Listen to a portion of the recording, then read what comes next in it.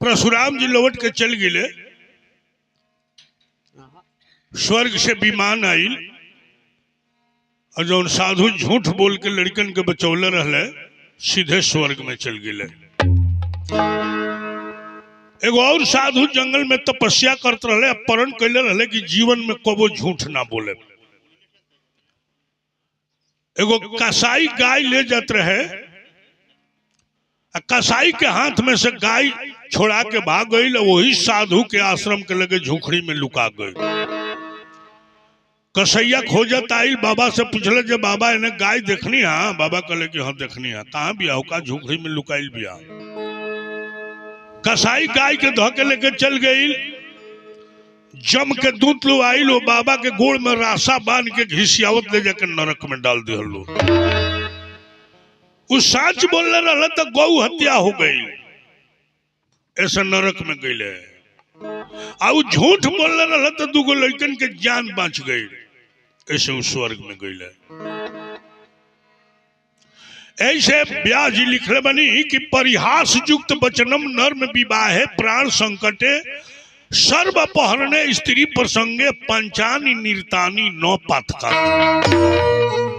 5 जगह झूठ बोलना के दोष ना लगे, पुण्य मिलेला। केहू के प्राण बचावे के होखे, झूठ बोलना से प्राण बच जाओ तो झूठे बोलल वहां धर्म हुई और सत्य हुई। ऐसे अत्याचारी के बचावे वाला खसूरी होला, जे अत्याचारी के बचा लेला वो अत्याचारी होला। अत्याचारी के बचावे वाला खसूरी होला, खड़िया मकई निकालल जरूरी होला। खड़िया मकई निकालल जरूरी होला। खड़िया मकई निकालल जरूरी होला। खड़िया मकई निकालल जरूरी होला। एगो मकई खड़िया हो गई, लोग के जल्दी निकाली ना तो अगल बगल 2-4 जनी के औरी बाल ना धरे दी। आगे कहले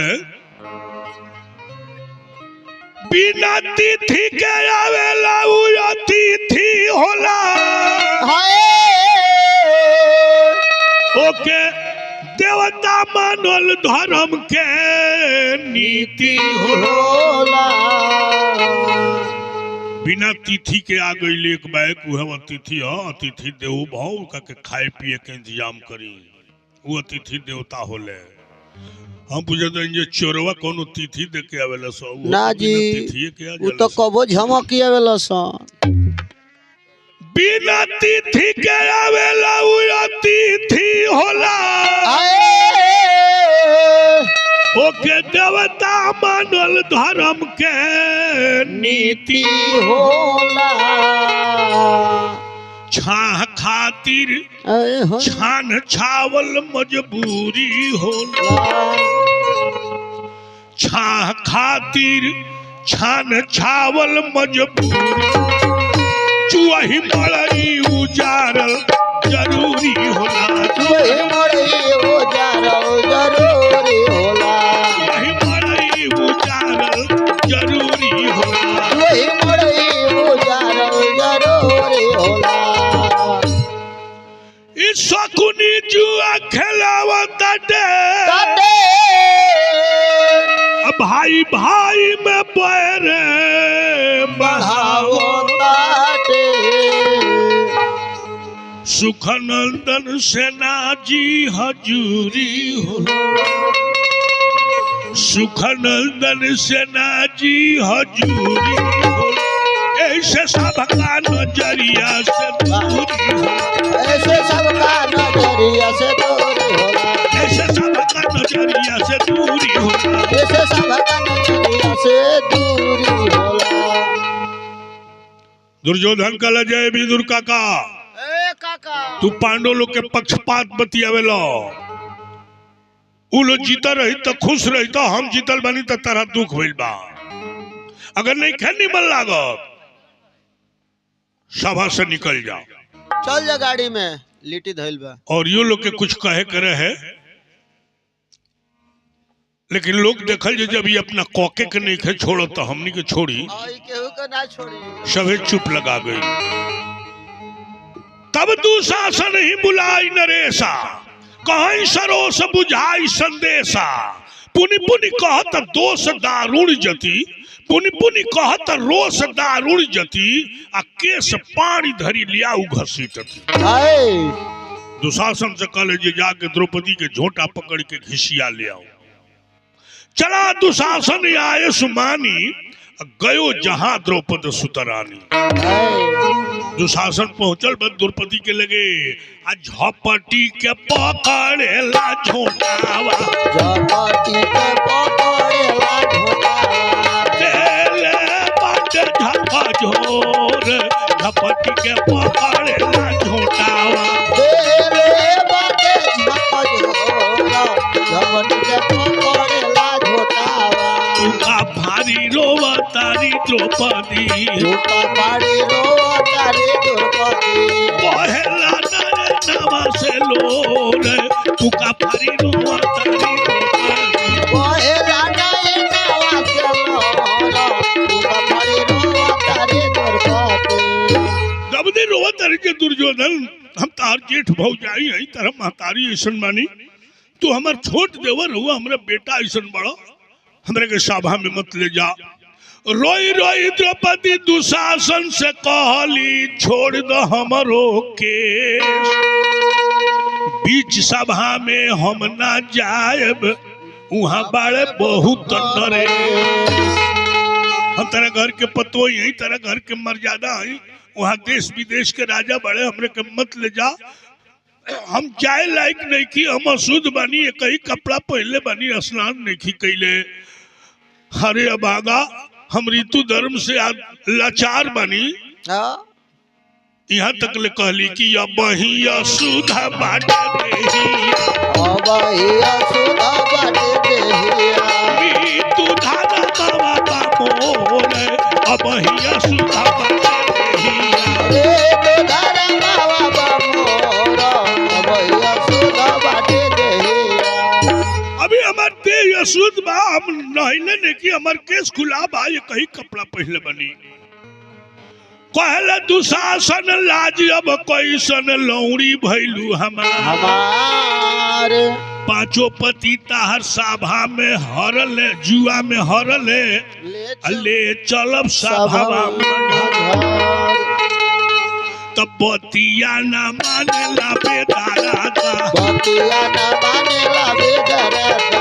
घिसियावेला बड़ जोर, बतिया न मानेला बेदारादा। घिसियावेला बड़ जोर, बतिया न मानेला बेदारादा। मानत देखे द्रौपदी के घिसियावत ले जाके सभा में खड़ा कर दो। जब द्रौपदी सभा में गईली तो तकली चारू ओर, देख लीजिए इस सभा में पितिया ससुर, जेठ ससुर धृतराष्ट्र, पितिया ससुर विदुर जी, अजिया ससुर भीष्म पितामह, उनको पितिया बाहुली, अजिया ससुर सोमदत्त, पितिया ससुर भूरिशरवा, कुल गुरु कृपाचार्य, सब क्षत्रिय लोग के गुरु द्रोणाचार्य। ऐसा ऐसा बूढ़ लोग बैठल बा, आई हमर झोटा धके लिए होता केहू रोकत नहीं खे। काली की महाराज तेन सभा तस्न बिरधावस्ति, तेन बिरधा तस्न धर्म बदति, तेन धर्म तस्न सत्यम अस्ति, तेन सत्यम जदृक्षले। उस सभा ना है जौन में 5 गो बूढ़ ना बैठल होखस, आ बूढ़ बूढ़ ना हो जरा धर्म अधर्म ना बुझात होखे, आ धर्म धर्म ना है जौन में सत्य ना होखे, और सत्य सत्य ना है जौन में कपट भरल होखे। बहुत बुजुर्ग बुजुर्ग बूढ़ पुरनिया लोग बैठल बा सभा में। हम एगो प्रश्न पूछे जाता नहीं, आ नीति कहेला कि कोनो सभा में प्रश्न उठ गई, वो प्रश्न के जवाब जानते हुए केहू के डरे से केहू ना बोलेला, ओकरा पूरा झूठ बोलला के दोष लागेला। हमरा प्रश्न के जवाब जकरा मालूम होई जरूर बोली, जे ना बोली ओकरा झूठ बोलला के दोष लागी। हमार प्रश्न ये बा कि महाराज युधिष्ठिर राजपाट धन दौलत सब हार के अपना भाई लोग के साथ अपनों के हार गए। पांचों भाई दुर्योधन के नौकर हो गए लो, लेकिन हम अभी इंद्रप्रस्थ के रानी रहनी। तो दुर्योधन के नौकर युधिष्ठिर इंद्रप्रस्थ के रानी के जुआ के दाव पर धरे के अधिकारी रहले, जे स्वयं हार गई रहे ना जी। वो दूसरे के जुआ पर धरे के अधिकारी कहां से रहे? ए हिसाब से हम हारल बनी। केहू नहीं खे बोलो, सबे सभा में चुप्पी सधल बा, केहू नहीं खे बोलो। कली द्रौपदी जी महाराज दादा भीष्म पितामह और लोग तत् केहू के डरे नहीं खे बोलो। रउआ केकरा डरे नहीं खी बोलो।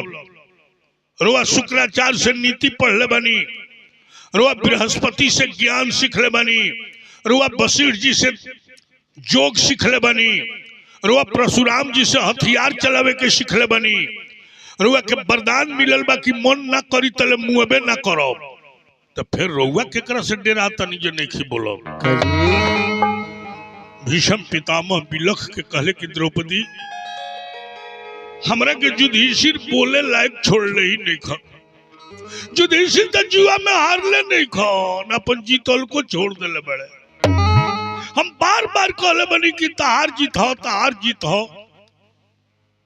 तो वो जीतल को हार मान के कह दिले बड़े कि शकुनी जीतल बड़े। तो जब हम बोल के तो हार गए बनी तो वधिया पर ढोला कोबले ढोई। ऐसे युधिष्ठिर हमरा के बोले लायक नहीं खन छोड़े, ऐसा नहीं की बोलो।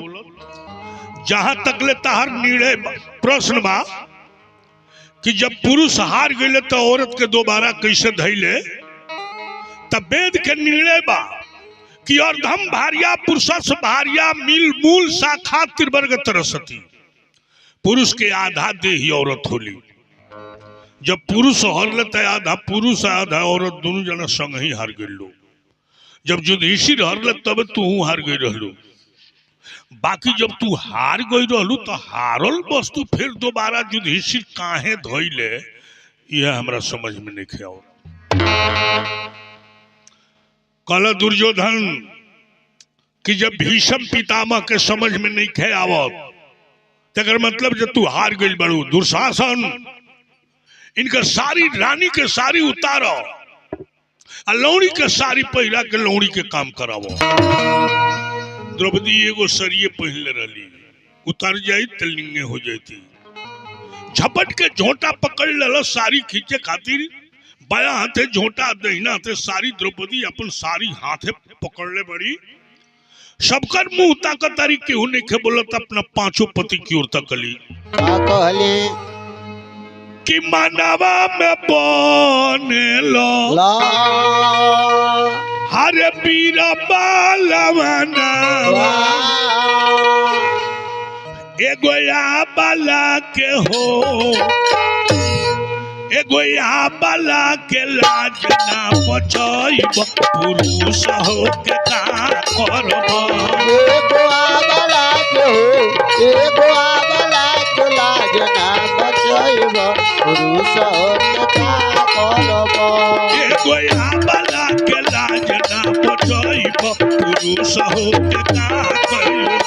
एगो आबला के लाज ना बचाइब, पुरुष हो के का करब। धाव धाव धर्म राज आई के बचाव लाज, धाव धाव धर्म राज आई के बचाव लाज, धाव धाव धर्म राज आई के बचाव लाज, धाव धाव धर्म राज आई के बचाव लाज। ए अपना तीरिया के हो, अपना तीरिया के लाज ना बचाइब, पुरुष हो के का करब। अपना तीरिया के हो, अपना तीरिया के लाज ना बचाइब, पुरुष हो के का करब। अपना तीरिया के लाज ना बचाइब पुरुष हो के का करब अपना तेरे आग लाज ना बचैब पुरुष के का करब भीम बालवनवा काहे झुकल गारदानवा भीम बालवन काहे झुकल गारदानवा भीम बालवनवा काहे झुकल गारदानवा भीम बालवन काहे झुकल गारदानवा अरे अब कहिया हो तू तो अब कहिया गादवा उठाइब पुरुष हो के का करब अरे अब कहिया हो तू तो अब कहिया गारवा उठैब पुरुष के का करब अरे अब कहिया गादवा उठाइब पुरुष हो के का करब अरे अब कहिया गारवा उठैब पुरुष के का करब धाव धाव अर्जुन वीर काहे तू झुकौल सिर धाव धाव अर्जुन वीर काहे तू झुकौल सिर धाव धाव अर्जुन वीर काहे तू झुकौल सिर धाव धाव अर्जुन वीर काहे तू झुकौल सिर ए बहिया धइला के हो बहिया धइला के नेकी ना चुकैब कहो के का करब बहिया धइला के हो बहिया धइला के नेकी ना चुकैब पुरुष हो के का करब बहिया धइला के नेकी ना चुकैब पुरुष हो के का करब बहिया धइला के नेकी ना चुकैब पुरुष हो के का करब धर्मराज से कहली कि महाराज रुआ धर्म के तत्व के जानकार हैं दुनिया नहीं खे जानत बाकी रुआ तो जानते नहीं ये कही साड़ी हम पहले बनी साड़ी खिंचा जाई तो का होई बोलत काहे नहीं खी युधिष्ठिर मुड़ी नहीं खन उठावत भीम से कहली कि भीम छतरी हथियार उठावेला धर्म रोके खातिर तारा हाथ में 10,000 हाथी के बोल बा तार गादा कहिया उठी अधर्म हो जाए हम पे भरम हो जाए तब भीम साढ़ हिसन डेकर के खड़ा भइले भैया की ओर ताकत रहे भैया कहल तो हम गदा बे उठा ली लेकिन भैया मुड़िए नहीं खन उठावत अर्जुन तू ही मछरी की आंख में निशाना मार के हमरे की जीत के लिए लो तार गांडी कहिया उठी अर्जुन भी ताकत रहे भैया की ओर वो निखन बोलो फिर अर्जुनो चुप लगा जाता रे देख लीजिए हो लो नहीं खे बोलत केहू नहीं खे बोलत ऊपर तकली चंदा मामा दिखाई पड़लन कृष्ण भगवान याद पड़ गए कहली कि चांदा रे मेरे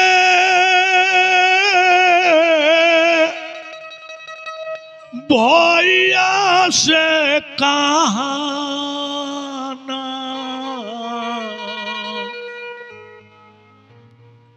बहना याद करे हे चंदा तनि द्वारिकापुरी में जाके हमरे भैया कृष्ण से कह दी हो कि बहना पर विपद पड़ गई बा ना जेब तो भरल सभा में लिंगे हो जाए हैं फिर सोचली कि जाए जाए तले पापी हमर सारी खींच दी भगवान कृष्ण के चरण कमल में ध्यान लगा देली दादा के भरोसा छोड़ देली पांचों पति के भरोसा छोड़ देली अपनो भरोसा छोड़ के सारी जौन धैले रही तौन छोड़ देली अब कृष्ण के चरण कमल में ध्यान लगा के कहली कि अब इज्जत तुम्हारे हाथ में बा भैया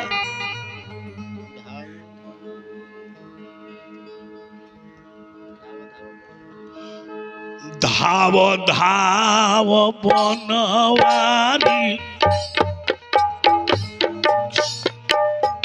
खींचता दुशासन सारी धाव धाव बनवारी खींचता दुशासन सारी सभावा में हो जाए उघारी हो मुरारी जी सभावा में हो जाए बहु भारी हो मुरारी जी अरे सभावा में हो जाए बहु घारी हो मुरारी जी सभावा में हो जाए बहु भारी हो मुरारी जी धर्मराज यज्ञकारी राजा के वचन नटारी धर्मराज यज्ञकारी राजा के वचन नटारी धर्मराज यज्ञकारी राजा के वचन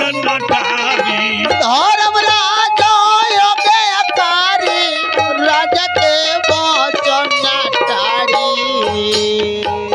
शकुनी जुआरी अत्याचारी हो मुरारी जी शकुनी जुआरी अत्याचारी हो मुरारी जी अरे शकुनी जुआरी अत्याचारी हो मुरारी जी शकुनी जुआरी अत्याचारी हो मुरारी जी पाँचो भाई कोइले हारी बैठल बारे मुड़ी गारी पाँचो भाई गइले हारी बैठल बाड़े मोड़ी गाड़ी पाँचो भाई कोइले हारी बैठल बारे मुड़ी गारी पाँचो भाई गइले हारी बैठल बाड़े मोड़ी गाड़ी अरे खींचता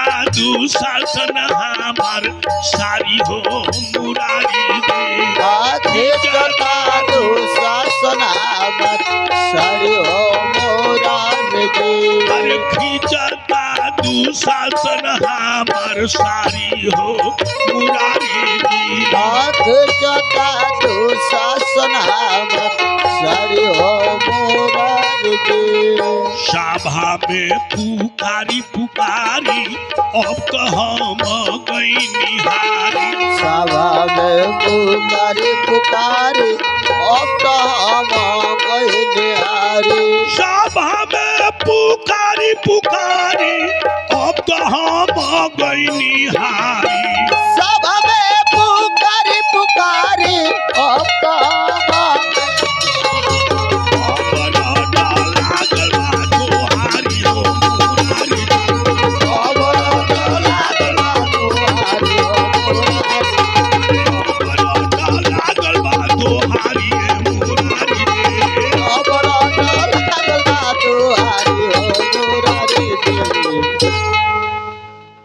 दुर्जन दुशासन दुकुल गहो दीनानाथ तीन हो के दुर्पद दुलारियों पुकारी है कि आपनो सबल छाड़ी खाड़ो पति पारथ सो भीम महाभीम गिरवा नीचे करी डारो है अंबर ले अंबर पहाड़ किनो शेष कवि भीषम करण दोरन सभी यो विचारी है कि सारी मध्य नारी है कि नारी मध्य सारी है कि सारी ही की नारी है कि नारी ही की सारी है।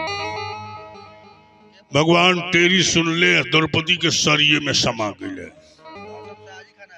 10,000 हाथी के जोड़ लेके दुशासन सारी खींचता खिंचैला सारी के काला में द्रौपदी तो पा गई पहाड़ ऐसा खिंचैला सारी के ढेरी लाग गई लेकिन 5 गज के साड़ी अभी द्रौपदी के डांड से उड़ाई लिखे बड़े बड़े विद्वान लोग मन में विचार करता कि साड़िये से औरत के देह बनल बा आ कि औरत के देह से साड़ी बनता साड़ी के बीच में औरत खड़ा बिया आ कि औरत के बीच से साड़ी निकलता कितना रंग के साड़ी भगवान द्रौपदी खातिर बढ़ौले रहले कि सुंदर सफेद सब्ज बैगनी हरेरी बहुतेरी नहीं की नींबू में आयो खाकी मुल्तानी पियाजू आसमानी आसमान लग छायो है लाल गुलनार गुलाबी पट और विधि भांति सो बदामी दर्शायो है द्रौपदी के काज ब्रजराज भयो है बजाज मनुलाज के जहाज पट द्वारिका से धायो है अतना रंग के सारी भगवान द्रौपदी खातिर बढ़ौले रहले वो जी देखे वाला लोग के समझ में नहीं आवत द्वारिका से हस्तिनापुर 400 कोस दूर बा अगर वह बढ़ावत रहे तो वो से सारी लेके इतना जल्दी कैसे चले आवत रहे वो घड़ी जहाज रखले रहले का ना जी घड़ी टायर रखले रहले 10,000 हाथी के जोड़ लेके दुशासन पसेना से थक बक होके बैठ गई। करण कहले कि दुशासन इनका के ले जा घरे, इनका के लौड़ी के साड़ी पहिरा के लौड़ी के काम करे हो। द्रौपदी जब देखली जे साड़ी के गला लागल बा तो कहली कि जले हमरा प्रश्न के जवाब ना मिली, ना घरे जाए ना लौड़ी बने। करण कहले जब भी तारा रानी बने के साध लगले बा, जब पांडव लोग के मेहरारू बनबू तो पांडव लोग दुर्योधन के नौकर है तो नौकर के मेहरारू नौकरानी होले। अगर तारा रानी बने के साध बा तो देखो बहुत राजा लोग बैठल बा, केहू के गला में माला डाल के कोनो राजा से बियाह कलो। तारा का चिंता बा, का सोचतरू? ब्रह्मा जी औरत के एक ही पति बनौले आ तू 5 गो मर्द से बियाह कैले बड़ू, तू तो पहले ही से बेसिया बड़ू। दुर्योधन के गला में माला डालो, 100 भाई से बियाह करो। ये सुन के दुर्योधन के एगो छोट भाई विकर्ण रहे उठ के खड़ा हो गए। कहले जे अत्याचार होता, अन्याय होता, धर्म होता। द्रौपदी जुआ में हारल नहीं खी। द्रौपदी के 5 गो मर्द आ जुआ खेल बड़े एक जना कैसे हार गई? 5 जना खेल के हार रही तब लोनू एक जना जुआ खेल बड़े। करण डांट के बैठा दहल। दुर्योधन कहला जे भीम तू ठीक कहता रहो, खाली युधिष्ठिर जुआ खेलने बड़े ये हमारे नौकर हैं, तू जा इंद्रप्रस्थ के राजा बन जा। बोला जो भाई भाई में भेद लगा दी। भीम कहले कि हमरा भाई के बारे में कुछ कहिए मत, ना तो झाल से कपार फाड़ दे। जेठ भाई हवन, बाप के समान बड़े, गुरु के समान बड़े। तब दुर्योधन कहले जे द्रौपदी दुर्योधन भीम तो मान गईले, मान गईले तो अब का सोचतारू? याद पर अपना सभा के बात। कलर अलू की अंधी सभा न देखे कोई, कलर अलू की आन्हर के समान लड़का आन्हरे होला। तो याद पारो ये आन्हर के समाज में सब लोग आन्हर बैठल बा। अंधी सभा न देखे कोई, जानब गति हम ही तुम दोई। आके हमरा जांग पर बैठ जा, केहू ना जानी, सब लोग आन्हर बैठल बा। जब जांग दिखा के बुलावे लगल तब भीम के बर्दाश्त ना भइल, उठ के खड़ा भइले, कहले हो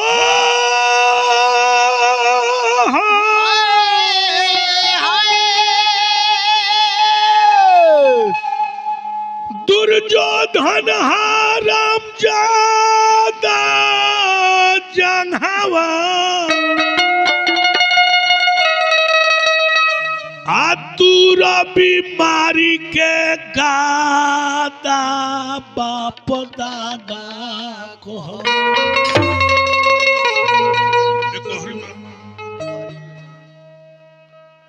जंघावा तुरी के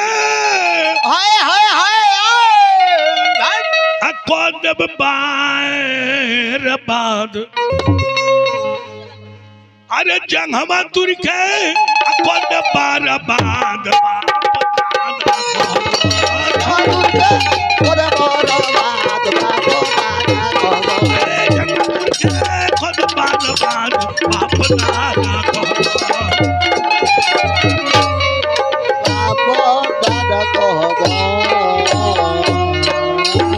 शकुनी के जुआ के बल पर बलवान बनल बड़ो। लड़ाई में भेटा जो जौन जांग दिखाओ तर द्रौपदी के बैठावे के तार जांग तोड़ दे। दुशासन जाओ ना हाथ खिंचला पाप द्रौपदी के सारी, जाओ ना हाथ खिंचला पाप द्रौपदी के सारी। जुधावा मेले हम ताहार बहिया उखारी, जुधावा मेले हम तोहार बहिया उखारी। जौना हाथ से द्रौपदी के सारी खींच ले बड़ो। लड़ाई लग जाइए जहिया भेटा जेब तार बहिया उखाड़ के फेंक दे। अरे कि करन तोर जबानावा चलता अरे कोई चीज के समानावा रण मैदान तले हम तोहार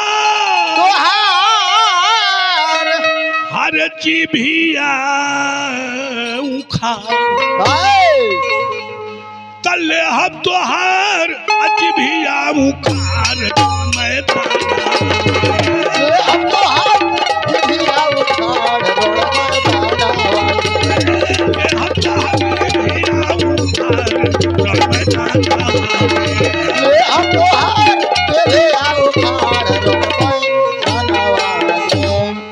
कारण हमरा सामने पर ये बत जौना द्रौपदी के जौना जीभ से बेश्या कहले बड़ो तार जीभ हम उखाड़ दे। विदुर जी उठ के कहले काय महाराज धृतराष्ट्र सही सुन ली भीम के प्रतिज्ञा एक दिन पूरा हुई। आई सारी भगवान कृष्ण बढ़ावत रहे अवती होखे लागल लोग बुझे कि कृष्ण डेढ़ा तरे और 100 गो गणत रहे शिशुपाल के 100 गो पूजल तो मार दले का जाने जो कोई गो गणत रहे कब चक्र चले है अब चक्र चले वाला बा अभी से अपना बेटन के बचाई न तो कृष्ण के चक्र चले वाला बा।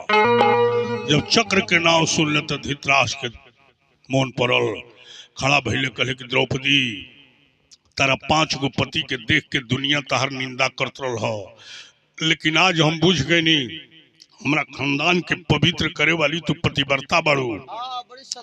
दुर्योधन ताहर देवर हो देवर बेटा के समान होले तनी नालायक हो जिद्दी हो बात ना मानेला बाकी क्षमा कर दो ताहर बेटा हो शराब मुक्ति हो हमरा से वरदान मांगो।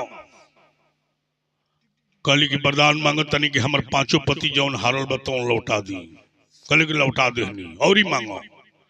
कहली कि हमर 5 पति थोड़े देर खातिर दास हो गई रहलो हमरा लड़कन के केहू दास पुत्र ना कहे। कहले कि कोनो वरदान ना केहू ना कही और मांगो। द्रौपदी कहली कि लोभे धर्म नाशती लोभ से धर्म के नाश होला। औरत के 2 गो बर मांगे के अधिकार बा तीसरका मांगी तो लोभ हो जाई लोभ से धर्म नाश हो जाई ऐसा हमरा ना चाहिए।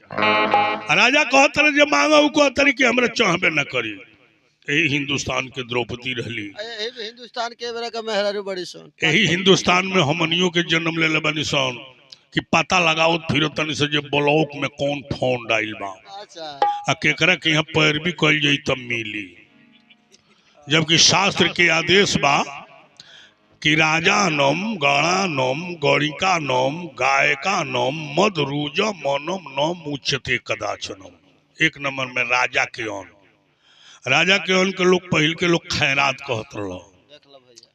राजा के सरकारी अन्न कभी ना खाए के चाहिए काहे कि हम लगान देता नहीं जकरा के लगान देता नहीं उमे के ना खाए के चाहिए। जकरा के दान देता नहीं गुरु के दान दिले उपरोहित के दान दिले ओकरा से ना खाए के चाहिए। जकरा के कन्या दान दिले बनी ओकर अन्न ना खाए के चाहिए। घर से लिट्टी लिया के खाए के चाहिए। गणानन बिटोरल अन्न कबो ना खाए के चाहिए ना जी। शेर भर हो घर से शेर भर हो घर से शेर भर हो घर से बिटोराइल बा उ अन्न अभागत लोग के हो अभागत लोग के खाए के चाहिए। बुद्धिमान आदमी के उ अन्न ना खाए के चाहिए। गणिकानम बेसिया के अन्न ना खाए के चाहिए। मदरूजम पी के मात के हमेशा मातले रहता ओकर अन्न ना खाए के चाहिए। असाध रोगी बन के खटिया पर पड़ गई बा ओकर अन्न कभी ना खाए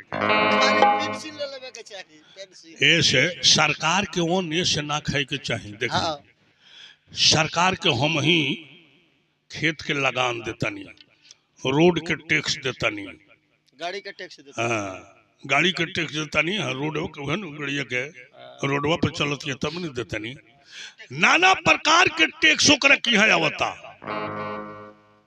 ओकर अन्न खाए लायक ना होला जेंगा हजारों नदी जाके समुद्र में मिलेला वो समुद्र के पानी पिए लायक ना होला। तो वो अपना बाबूजी के यहाँ से देता रहे का सरकार? ये बेरा सब लोग सरकारी के नोचता है एकरा के कॉल मिलल एकरा बाबूजी के तो कहलस एकर बाबूजी हमरा संगे घूमल बड़े एकर बाबो घूमल बड़े तो एकर बाबूजी कहले कि ब्याज कहले कि सरकार के अन्न ना खाए के रहता तो ये कहता का भाग मर दिया तो नहीं उस मुखिया जी दिवाओ तरह तो अपने बाप के यहाँ से देता रहे का सरकार के हल के गड़वा दो हजू। ऐसे सरकार के अन्न दान दिहलन कभी ना खाए के चाहिए समय भइल अब भगवान के नाम जपत विराम लेवे के बा कहत चले के बा कैसे जी कि हरि जी के नाम अरे हरि जी के नाम प्रेमावा से हरि जी के नाम प्रेमावा से बोला पागल हरि जी के नाम प्रेमावा से बोला पागल हरि जी के नाम प्रेमावा से बोला पागल मानवा हरि जी के नाम प्रेमावा से बोला पागल